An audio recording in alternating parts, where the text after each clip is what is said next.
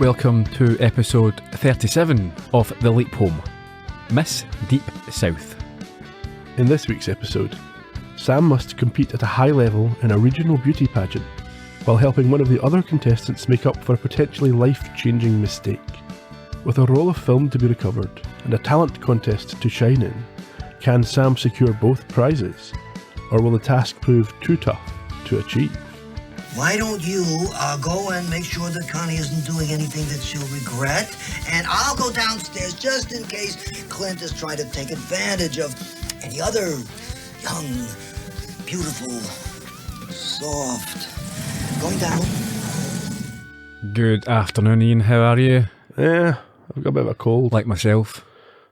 I was given a bit of a tip when it comes to podcasting with a cold. What's that? Nobody cares. Pretend you don't have a cold and try not to let on. No, it wasn't me to give you that tip.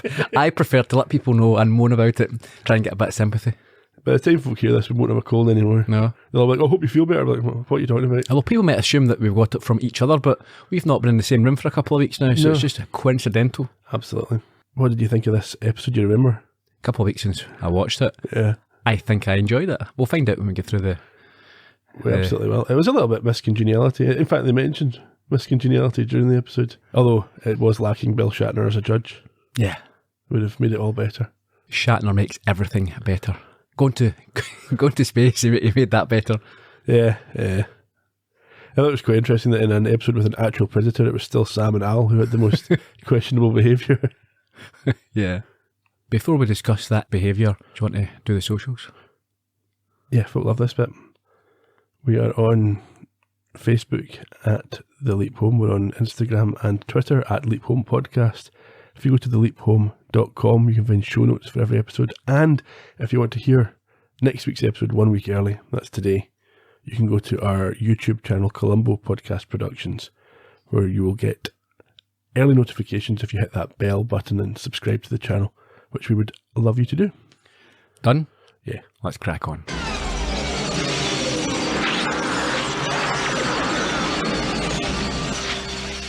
We get the intro and then literally just the same tag as we got at the end of last week's episode. There's nothing really added, I don't think. No. Sam, we find on a bus, and a blue collar, I would suggest, southern mother tells her daughter, who is Sam, to open the window so that she can let him know how proud she is of her. And then pronouns in a bit of a twist there. It's always difficult when it's a he, her. Yeah. he, her situation, yeah. Anyway, she wants the door open so that she can give him a bag of something. Yeah, and some earrings and a tiara and a sash. Yeah, he's dressed like Shirley Temple in a sort of poodle skirt. It's very sort of infantile. Yeah. Yeah. Last week I think I said that it was a young girl because of the way she was dressed, but no. Not that young, yeah. What was the title displayed in the sash? Do you remember? Was it Miss Sugar Bell? I think it is, something along those lines. Yeah, he is on his way to the biggest beauty contest in the South. Yeah, we get the credits now. We'll get an old boy first. Of course. And after the credits, we're introduced to the 35th annual Miss Deep South contest. What's the date? It's the 7th of June, 1958. Let's discuss beauty contests at the moment. Okay. The obvious conclusion in 2023 is to think that these are outdated and ridiculous, and I think that's generally what most progressive people would consider. But I'm going to pose a question here, Ian. Okay. Are beauty contests any worse than any other competition where you are judged on your physicality? So if you look at, we'd praise people who are the strongest, the fastest, the best at something or other, jumping or kicking a ball, throwing a ball. These are, a lot of the time, attributes that you're born with. So you might say, well, someone's pretty or good looking and, subjectively. They're Well, born I think with that's the key word, isn't it? Because I think these other things can be measured objectively to at least a certain standard. Who's the fastest? Who's the tallest? Who's whatever else? We can't maybe measure beauty in an objective scale. Okay, but does that mean it's wrong? I mean, why? I'm just saying, we judge people, we do. We say, oh, look at this person there. Look how strong this person is. Now, I know what you're saying. You can say, well, they are stronger, but what difference does it make? It's like, why? Oh, he or she is stronger. So what? These are notions of, when strength, was important, right? These days, it's not really important.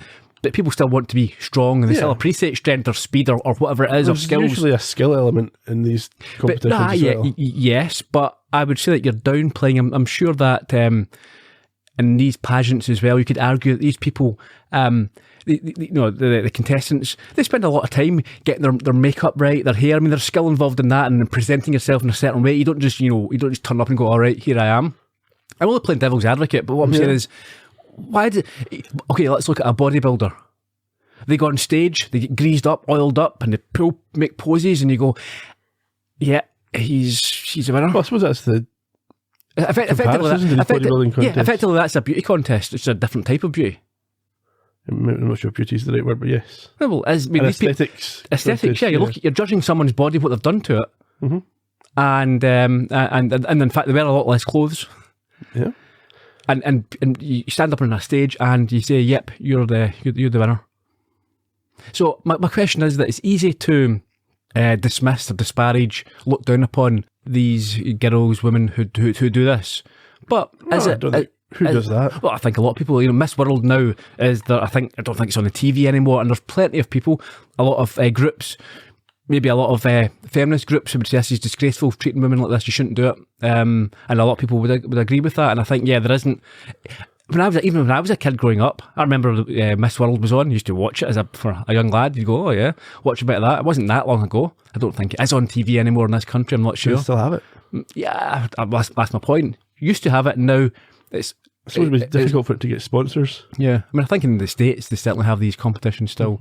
And the creepy thing is, obviously the ones with the young children. That is disgusting. It's probably quite important who's organising them and what the purpose of them is. Of course, so if it's being run by women or by people who have a genuine interest in the welfare of the people who are participating, that's one thing. If it's being run by horny old men, of course, that's a completely different set of circumstances. Well, I mean, I think but I think as we see here as well, I mean, there's a lot of women involved, and it's a lot of mothers, and I'd say it is. It's like going to the gymnastics. My kids go to gymnastics, coach your kids' football team, and exactly abuse the referee. Yeah, well, yeah. So I suppose that's my question. Is there anything actually wrong with a beauty contest in 2023? I suppose it's as subjective as the notion of beauty itself. Very good answer, Ian. Where were we? Sam's arriving in this hotel lobby, and there's a bunch of people milling around. Yeah, we see him. He walks in carrying bags in both hands, and is immediately addressed by someone called Peg, who is the coordinator, and she's not impressed by his manly gait. Yes, she tells him that he's walking like a man and will never win the contest doing that. And when he asks if he was doing something wrong, she says, no, not if your plan is to become a truck driver. And she then proceeds to demonstrate how he should move, and he tries to avoid having to give it a go himself by asking who she is, which she's happy to oblige. Yeah, she's Peg Meyer. She's the director of the contest and a former Miss Orange Blossom, Miss Wisteria, and Miss Deep South itself, but only the second runner-up in another contest that she would have won if one of her batons hadn't failed to ignite. Doesn't have a chip on her shoulder about that at all, though. Not at all, no. He then has to implement her step and glide technique, which she's not overly impressed with, but tells him not to give up as she walks off. He sees himself in the mirror at this stage and adjusts his tiara. He's got long dark hair. Yeah, she's an attractive girl. Presumably about 17, 18 years old? Yeah, maybe a bit older, I'm not sure. Okay. I'd say, yeah, maybe late teens, I'd say. As he picks up his bags, another one of the contestants, a girl called Connie, bumps into him and bursts them open. Yeah, I mean, she apologises and notes with a genuine smile the teddy bear that he has packed. She seems a decent enough person. Yes, Sam claims that it belongs to his little sister. The two of them shake hands. Yeah, and she notes his firm handshake. Yes. Connie reveals that she is Miss Corn Muffin, who is excited and passionate about being in the competition. And she shows this by reciting a speech about what it would mean to her being Miss Deep South. Another sort of bitchy contestant comes by and gives Sam a bit of snark about his childish suitcase. I have referred to her as one of the mean girls. Okay, fair enough. And what she's gone, a sleazy photographer called Clint Beaumont. Yes, but before we get there, sorry, you missed a point. Did I? Yes, when she recites this speech, I thought it was quite funny when she says that you may never know when you might need to be spontaneous. Yes, that's a good line. Yeah. Anyway, yeah, tell us about Clint. He takes a quick photo of Connie and Sam together and introduced himself exclusively to Connie. He's not really interested in Sam at this point. Yeah, he is the pageant photographer. And as you rightly say, I think he's sort of honed in. I think maybe he's got an antennae for this. He can see who's maybe more naive, vulnerable. Certainly. And he butters her up with some slimy patter, which she buys completely from him. Yeah, he asks, I think, if she's ever modelled before. And she responds that, she wishes she had. And he sinisterly warns her that what she wishes might come true. We skip ahead in time slightly to all of the contestants seated together in a room. Yeah, Peg is performing some sort of induction for the contestants, including telling them that they all bring something unique, at which point Al quips. He does. What does he say? He says, yeah, like jockey shorts. Referring to Sam, obviously. Indeed. I think he's got experience with beauty queens. He does. He tells Sam that when he was in flight school, he had a fling with Miss Tailgunner. Yeah. She had certain attributes. I'm sure she did. Certain innuendo here by Al. I can't remember what exactly he said. I think he said she had a pair of large gun turrets. His innuendos can be a bit crap. It's not very good, is it? There's no other way to interpret that. It's not very saucy or sexy or suggestive. Anyway. Sam is at least trying to hide the fact that he's talking to Al, who warns him that if he stays grumpy, he'll ruin his chances of becoming Miss Congeniality. Yes. He doesn't have much other information. That's convenient. Yeah. Yet again. Mm-hmm. He is Darlene Monty, and he earned his place in Miss Deep South by becoming Miss Sugar Belle. And apparently in this competition, he is due to finish third.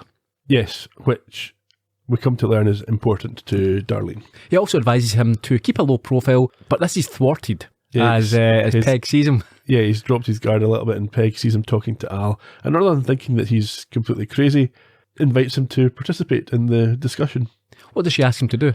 I think to explain what becoming Miss Deep South would mean to him. And obviously he's not, anything prepared, and so he nervously, or I think a little bit embarrassedly, steals Connie's speech. Well, his first attempt is, it would be pretty darn nice, that's for sure. And then when he steals Connie's lines that you heard earlier, she looks absolutely dismayed. She does, yeah.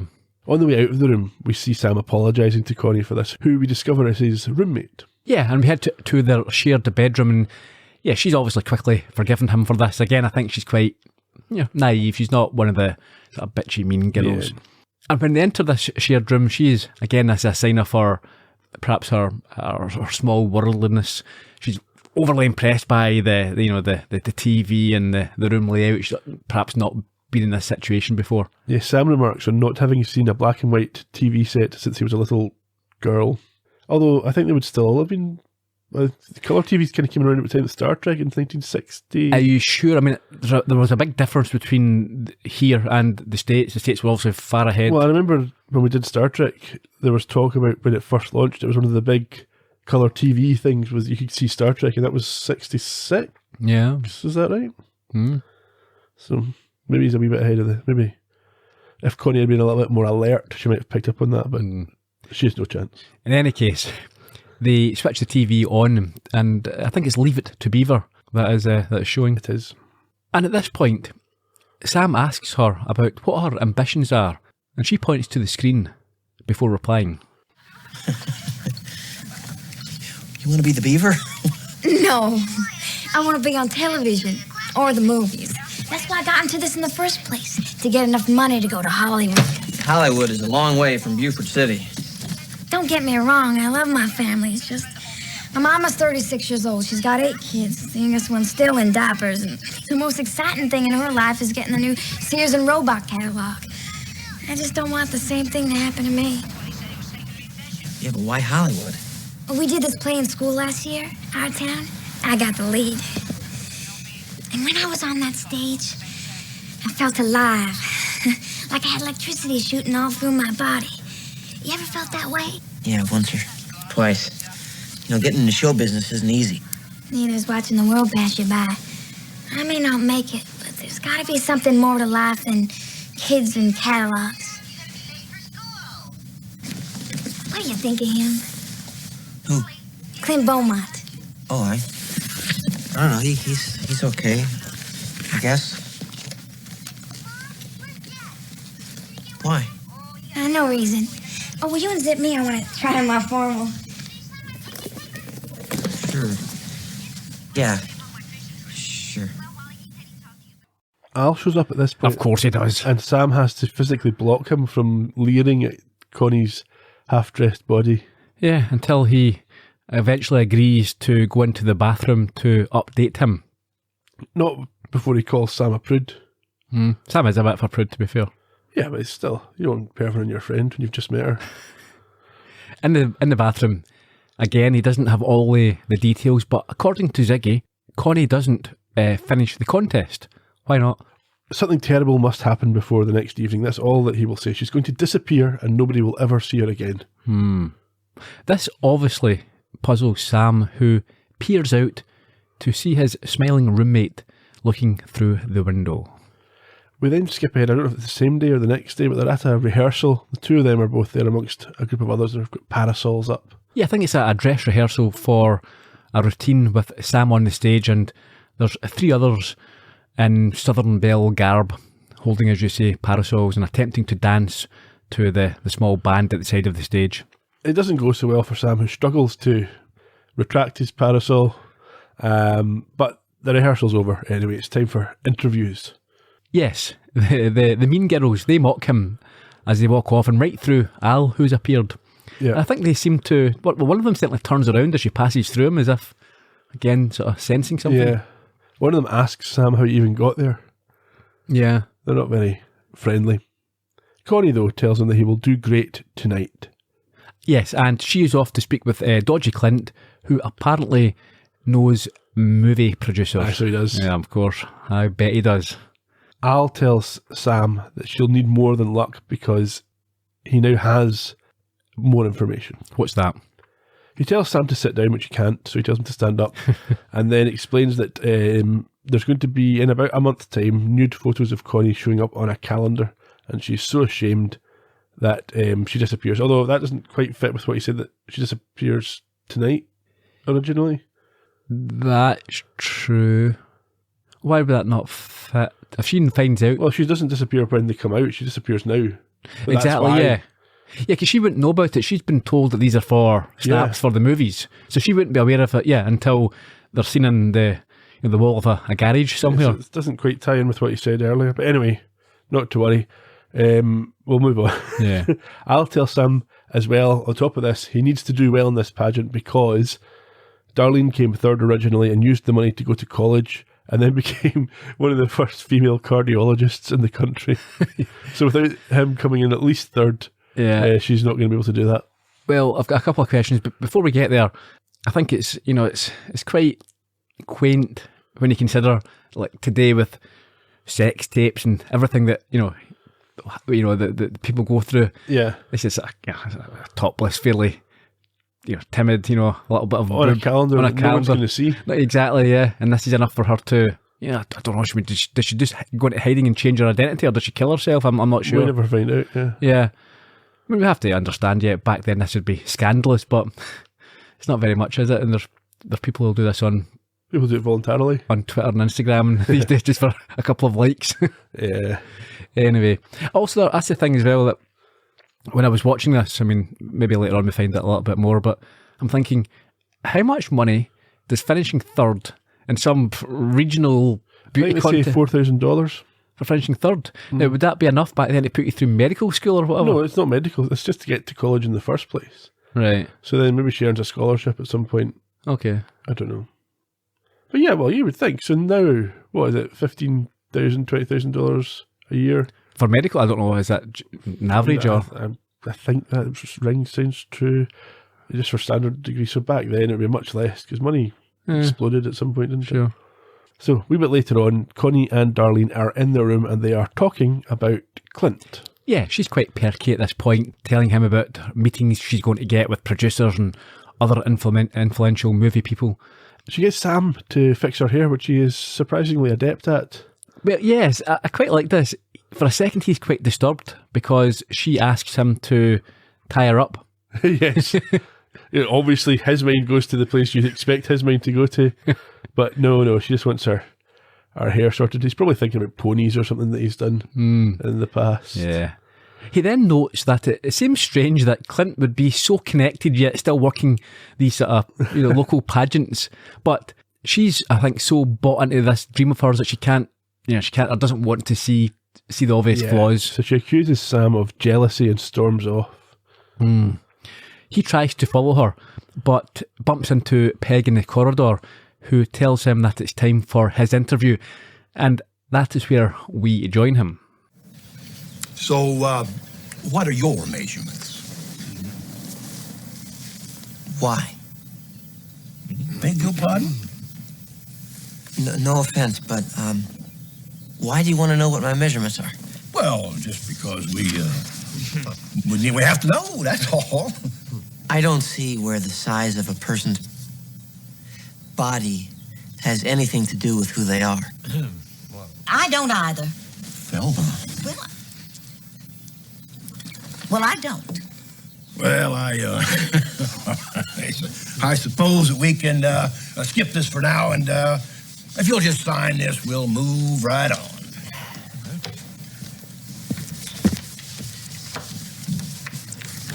What is this? It's just a standard declaration of purity contract. Purity? Well, it's nothing to get your back up about, Miss Monty. We just want to verify the fact that you are still a virgin. That was awkward. It was, but what I would say is that even back when this show was originally produced in the 90s, I mean, certainly in the UK, you were still having on your page 3, Sarah, 18, 36, whatever it is, the measurements. Sure, these measurements are only temporary anyway, because they put on weight or they lose weight, they're all going to change. Yeah. So what's the point in recording something permanently against I don't know, but I mean, if you look at somewhere, if you went, I suppose you looked at the bodybuilding, for example, that's the same thing. Yeah. You might see biceps this size, whatever it is, and that would change over time.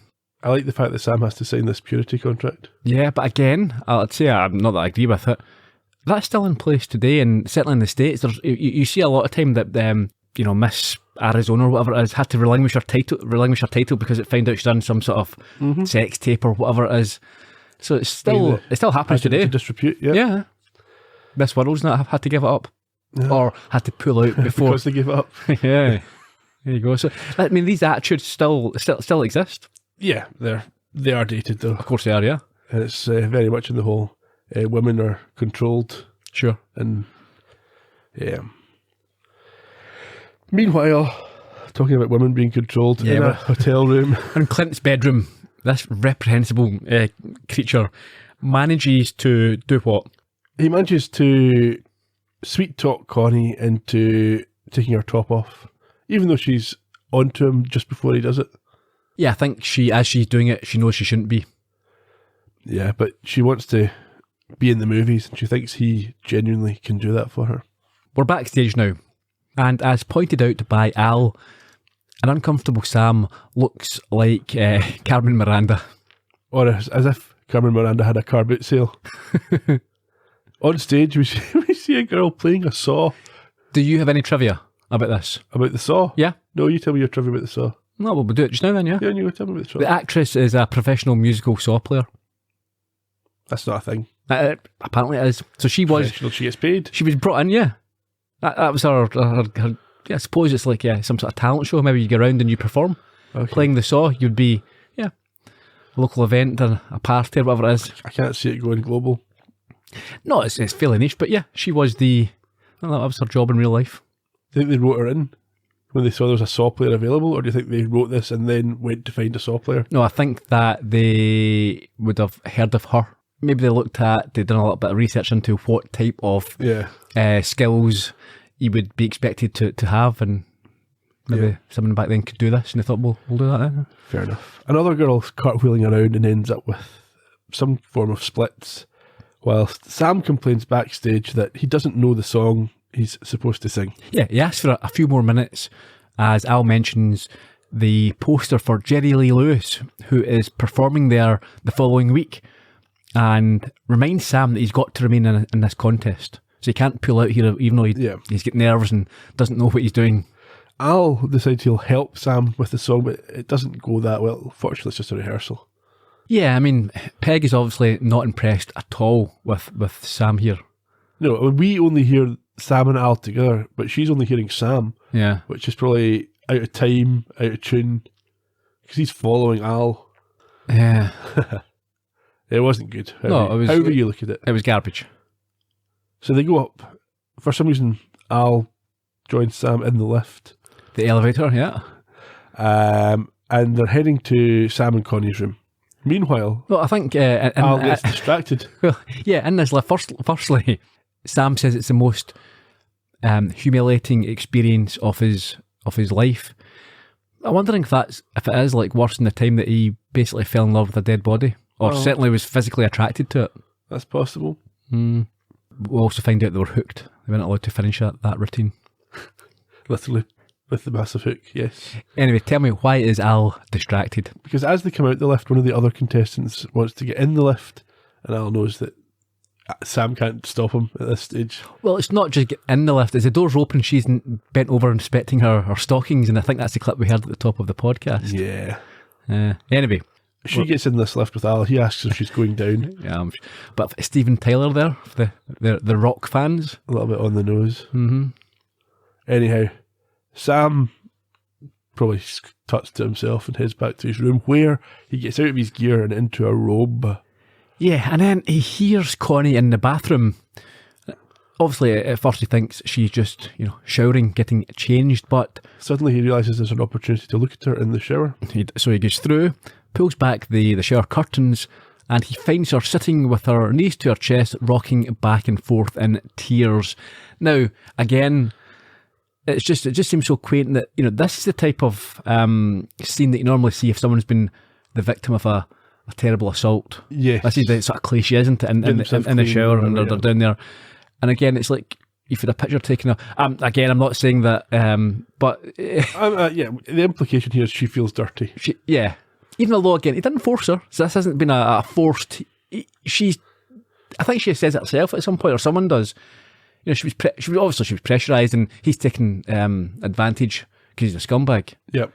But I thought, this reaction was maybe a little bit more than what it deserved for what actually had happened. Yeah, well, I don't know. Yeah, she's entitled to feel how she feels. This is how she feels, yeah. Anyhow, it's later on. We're still in the room, and Sam is helping her dry her hair as she proceeds to tell him what happened. How long were you in there? I don't know, an hour, maybe more. I felt so dirty. I thought I could wash it off, but I couldn't. He didn't? No. But it wasn't because he didn't try. So stupid. It's not your fault. But you tried to warn me, and I didn't listen. I thought I could just do it and forget it. What am I gonna do, Darlene? Well, first off, we gotta get the film. Yeah.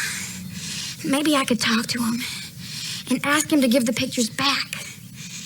Tell him I changed my mind.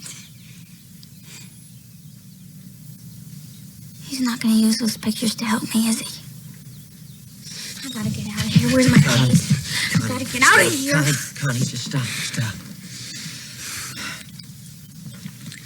Now listen, you can't run away from your mistakes. Trust me, I know. I'll get the pictures back, but you have to promise you'll stay and finish the pageant. Why are you doing this? Why do you care? Hey.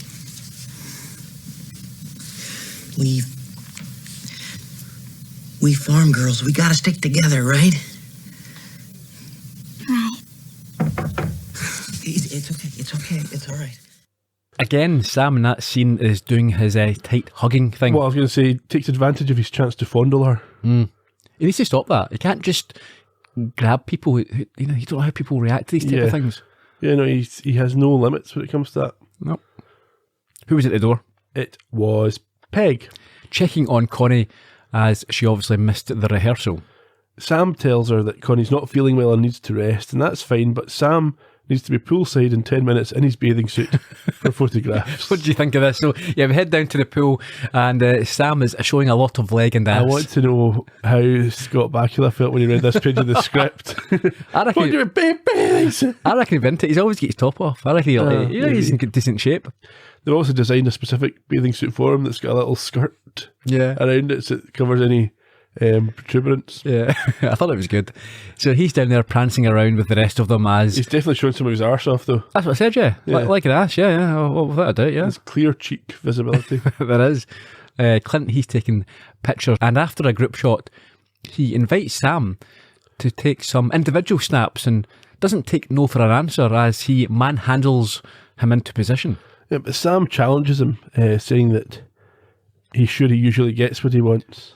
Yeah, I think he says that some people are obviously easier to control than others, and he has a go at the unapologetic scumbag for using Connie. Although he does refer to himself as him. Does he? I think Clint says, "Who's going to stop me?" Oh, yes. And he says, "I'm him," or something like that. Yeah. But Clint says he's already got away with this, so there's nothing you can do. At which point, Sam grabs his bag, and as they struggle, Peg intervenes. Yeah, Sam asks her to look at the film and explains what Clint did to Connie.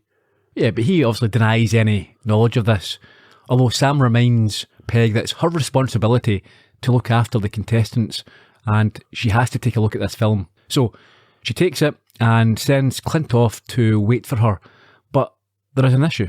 Yes, she explains to Sam that if what he said is true, and the film does show it, then the person involved will need to be disqualified. We're now in the foyer of the hotel where an upset Connie we see is leaving with a suitcase in hand. Okay, so did you think the film was going to be in that bag? I was quite surprised when it turns out it was. Yeah, why would you take all your film with you? How would they see it? Well, you hold it up to the light. Yeah, but that would destroy it. If it's on... I mean, I'm not sure what the camera technology was like back then, but you have to take it to a lab. If you get a roll of film, you don't just open... as soon as you open it up, that's it, destroyed. Well, it's not been developed yet. You can hold up... You can maybe only look at 1 or 2 frames from each roll, not destroying the rest of it. I don't know. I don't know how it works, but it seems to work. Okay. Anyhow, we skip ahead and it seems that Connie has indeed been disqualified and she's trying to leave the hotel. Yeah, Sam tries to get her to wait until the contest is over, but she insists it already is for her, as she has ruined things but doesn't want Sam to do the same. She's pleased though that at least Clint will also be getting what is coming to him. Yeah, he won't be able to do the same to any other dumb country girl. She's trying to look at the positives. However, Al points out to Sam that this may not actually be the case. Yeah, he's got his doubts about this as he nods over to Clint, who is doing his usual routine with another unsuspecting contestant. Sam persuades Connie to give him 10 minutes. And asks Al to keep an eye on her. What's he going to do? As he leaves to confront Peg. Is Al just as bad as Clint? I mean, in general. I mean, Al's always trying to perv on these... I mean, he's not exploiting them for money or... But does that make a difference? I mean, Al, in this episode, if Sam wasn't there, he'd have been gawping away at her getting changed. Yeah. For his own gratification. Yeah. I mean, is he much worse than He Clint? wouldn't be exposing her to anybody else or making money from it. Yeah, but you could argue that Clint, if he was doing it just for money, you can understand there's a motive. It's not just your own pleasure, he's like just doing business. But I suppose as well, Al's not manipulating anyone, they're still behaving normally, like as they want to behave. Yeah, fair enough. He's just a pervert. Yeah, he is. We're now in Peg's room. Yes, Sam wants to know why, if Connie's been disqualified, Clint has been allowed to stay. Yeah, she defends this by saying that, well, he's been around for 10 years and she clearly went along with the shoot. Sam says that people make mistakes at the age of 19 and then somehow makes a massive leap. Yeah, well, I think he asks her what her life would have been like had she been kicked out when she was younger. And a response seems to make Sam understand something or a connection with something. He figures out that she also posed naked for Clint. It's like being like 30 years old, 20 years older. How old's Clint meant to be? I think Clint's in his 30s. And she's in her 50s maybe? No, not at all. You think Peg's even younger than that? Oh, of course she is, yeah. Okay, so she'd be in her 30s as well? Yeah, I'd say so. Okay, I was maybe being harsh on Peg's age there then. No, she's definitely one of Clint the... would still have been a young photographer. He must have been doing this right from the start of his career. Yeah, but I mean, you can be a photographer. You don't need that much experience. A camera and Yeah. you're good to go. Anyway, yes, so Sam comes to this conclusion and says that if this has happened to her, how could she allow it to happen to anybody else? Yeah, but I think also what he works out is that he's got a hold over her, so she can't sack him. Yeah, I think it's a bit of a leap for Sam to get to that Quantum conclusion. leap. Anyhow, Peg breaks down and admits it to Sam, which is a weird person for her to break down and admit it to. She explains what happened, but she's still not particularly sympathetic to Connie. No. But Sam again resorts to his tight hug. Well, that's his thing. Back in the foyer, the sleaze approaches Connie, who at first is emboldened by the fact that at least he doesn't have her photos any longer. I just wanted to say I'm sorry about what happened. That's because those pictures would be worth a hell of a lot more if she'd won. Doesn't matter. At least you don't have my pictures anymore. You don't have them. Okay, I don't have them. You dog. She wouldn't give it back to you. She would, and she did. Well, I don't believe you. Well, I'll send you a copy of the calendar in a month or two. Mr. Beaumont. I'd do anything to get those pictures back. Oh, no. Well, why don't we talk about this over a drink? No. In my room. Sam, Clint has taken Connie to his room. The Scuzz wants to make a trade for the film. Trade? Trade? Yeah, trade. Trade. Room 318. Hurry up. So Al has now warned Sam there, obviously, that Clint's sleazing on Connie, so he leaves Peg and runs off. Where are we? Hotel room where Clint is about to make good on his promise to get Connie to do whatever he wants to get the photos back. Yeah, he's not wasting any time and is annoyed when Sam bursts in, and is even more upset when he receives a couple of blows that he was not anticipating. No, it's a bit like in the first one when he was the woman, the Gloria episode, when he beats up the boss. Yes, very much so. He ends up dangling Clint here out of the window until he confesses where the films are hidden. Yeah, and again, we've laboured this point before, but he must have Sam's strength as opposed to teenage girl strength to dangle a man from a window. Apparently. Anyhow, the film's under the mattress, so they recover it and they destroy it, and Clint just laughs it off, saying there's always next year. Until Peg makes an entrance and doesn't accept his threat that she has too much to lose herself. No, she says she's already lost and she's not going to let this happen to any other girls. So she sacks him before turning to Connie and telling her to hurry up for the pageant. Yeah, she's been reinstated. So Sam, having failed to leap and not being convinced that he can pull off the song from earlier in a successful manner, needs a new idea. Yeah, so at the moment he's backstage in his Carmen Miranda gear and he's panicking. And Al reminds him that he has to pull off a sort of wow performance in order to ensure that she finishes top three. Third, yeah. But they can't think of anything that will do the trick until... Yeah, his eye is caught by this poster you talked about earlier for Jerry Lee Lewis. And so, we next see him on stage, and he is giving an appropriately energetic performance of Great Balls of Fire that impresses the audience and eventually all the judges. It's awkwardly cut stock footage I have written. Okay, yeah. Do you not think it seemed a little bit odd? Not sure. I don't think it's stock footage. Obviously, it'll be filmed at different times. Maybe it was. I didn't pay that much attention. Okay. Here's a question. We've discussed this before as well. It'd be really awkward if Sam leapt mid-performance. And so the guy came in, he's playing the piano with a foot up on the keyboard and rocking She's not out. idea what to do, yeah. One of the male judges, I think the one who wanted the measurements in the clip earlier, is concerned about this change from the published programme, but is persuaded by the female judge who spoke up for Sam earlier. Yeah, she was quite good, yeah. To lighten up, and eventually the four of them get right into it. Yeah. And so later on, we find him on stage and eager to get third place and to leap, but he is worried when he misses out on that spot and also on the runner-up position. Well, the runner-up position is controversial because the girl who gets that was convinced she was about to win. Vicky Jenkins. Right. She's one of the mean girls. Yes, I think so. As he waits for the winner to be announced, Al comments that Connie ends up going home and starting a community theatre. Yeah, catalogues and babies. Was it? No, I assume so. Okay. The one thing she was dreading. Al calls it a good life. Right. And Sam then hears the name of the $2,000 prize winner. Okay, so it wasn't 4,000 for third, 400 for third, maybe? Don't know. Anyway, doesn't matter. Yeah, Sam is announced as the winner. Yeah, Darlene Monty. He gets a new tiara, a new cloak, and a very awkward moment as the presenter starts singing to him. It's really weird. That was so funny. But Sam was really quite emotional about this. He walks forward, and I think what we see him doing here is he would have been someone who'd been dismissive of this, but we're seeing it now. He's maybe appreciating why people do it and understanding that. Well, this last line is quite controversial. I think with the fans of the show, a lot of folk think it doesn't work and doesn't make sense. Why? He says he wishes his sister could have been here to see him. Right. But what would she think? That's my brother in a women's beauty contest. Yeah. It doesn't make sense that he would think that. No. But I think it's just emotional, isn't it? He's thinking, oh, this is brilliant. But well, at that point, he is Darlene. So he's been thinking as a woman. Well, he's not, has he? He's not been thinking about it as a woman at all. To a certain extent, it's implied that he's been thinking as a woman.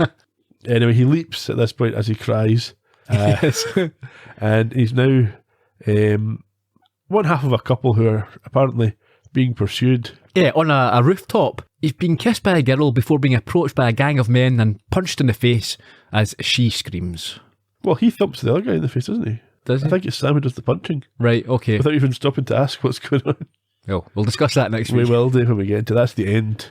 I enjoy, again, talking through it now, I remember, I did enjoy this. It's quite lightweight. I mean, we've discussed this before. We've got some of the bigger issues or the leaps that have significance more historically or bigger ramifications in general, but this was fairly...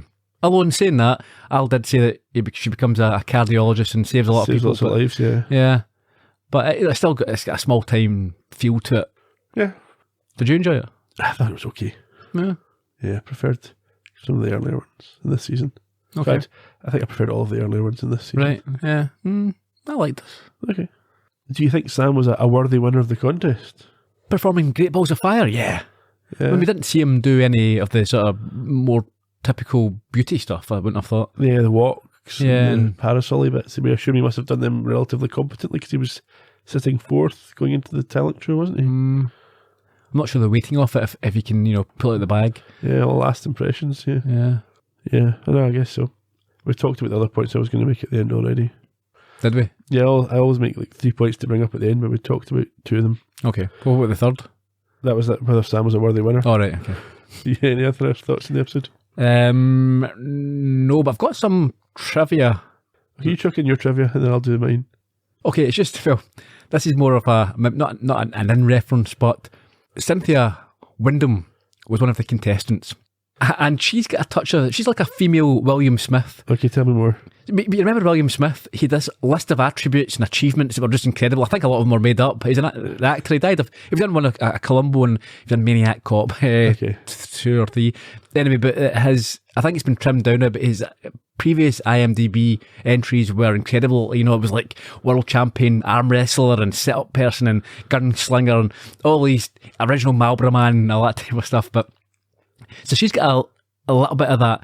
If I can just read out something that it says in her IMDb entry. Cynthia Wyndham is one of the loveliest human beings that you will ever encounter. During the majority of her life, her own incentives have moved her to feed the homeless, rescue animals, and help young child actors in Hollywood find their way. That's just a small section of all the sort of boasts about... She wrote it herself? I think it's one of these ones that written by herself or someone very close to her. It's worth a look. Also, again, another reference that may be of interest to us. Her husband is, I think he's English, Alistair Wyndham, who was born in 1982, which is quite an age difference, but that's not what's interesting. But he was credited as Man in the Street in Sear in the Sands, the Jonathan Creek episode. There you go. That's a good connection. If you like Jonathan Creek, there is a Jonathan Creek podcast that we would encourage you to listen to. Yeah. Okay, so this originally aired on the 2nd of November 1990. Directed by Christopher T. Welch, the last of his 4. If you want to hear more about him, go back to the podcast for Her Charm, Laundry Trucks, etc. It was written by Tommy Thompson, unimaginative parents. He obviously got all the imagination in the family.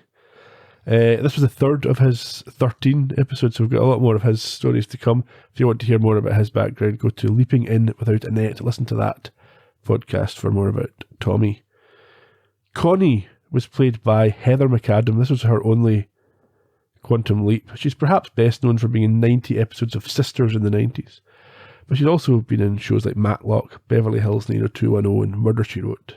She's now 54 and her last screen credit was 1997. You say Matlock, there'll be another Matlock reference, I presume, shortly. Well, let's wait and see.